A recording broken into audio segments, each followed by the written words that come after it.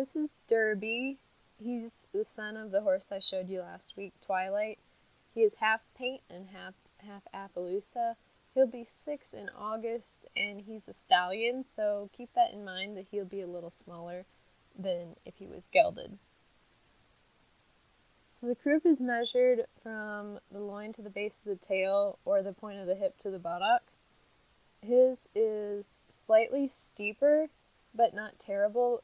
It's not flat either, so it's not going to be detrimental. His croup is slightly lower than his withers, which helps him with saddle fit, even though he's never had a saddle on him, like ever. And it helps with his hind legs swinging under his body. Next thing I pointed out was his point of hip. It's in line with his point of croup, going from the croup down. So the thigh lies between the hip and the stifle. He doesn't have much muscling on his thigh. He hasn't been in work. So that's going to change how he moves. He's not going to have as much power. So, again, keep that in mind when we're going through this, that he's not been in work.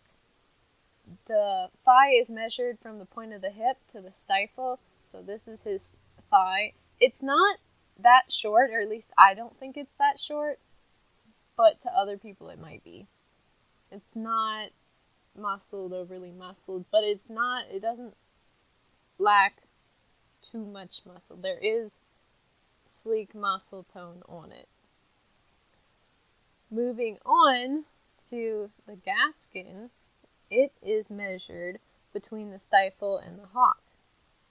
His gaskin is a little longer. There's more distance between the hock and the hip, the point of the hip. You can see from the back angle, almost back angle, that his gaskin, there's longer muscle on the back of it, as well as going down the side. This is a close-up of his gaskin, like midway down, which that shows a lot of muscle, and that shows almost how thick it is. And there again, there's a front view or an underneath view of the gaskin. It's fairly thick. You can see that it is longer. You can see how his croup is steeper than I'd like it to be. How his point of hip is in line with his croup, and where his stifle is. His hind legs, I did not realize that he stands like this at all. He stands very base narrow. His hocks are closer together than I thought they were.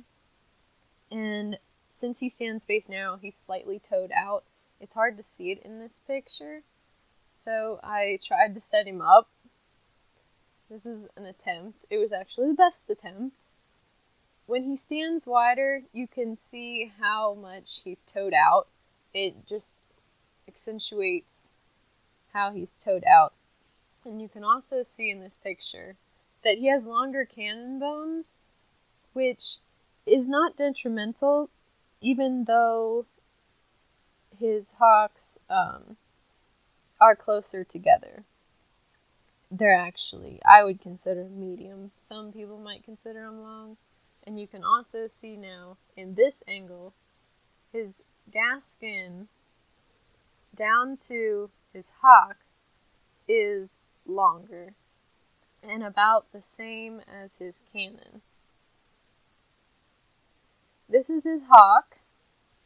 I said that it was a nice angle compared to the rest of his body. It's nice and wide at a rear angle. This is him standing at a side view. The hock is sort of out from under him. His back leg, if you would draw a line, he would be a little camped out.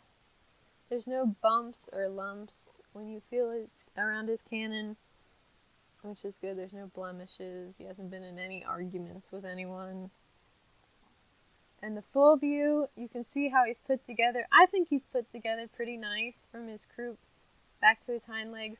And I wanted to point out in this particular picture, the stifle, how it is higher than his elbow, and that's not ideal. So that affects his movement going forward and how he swings his hind legs.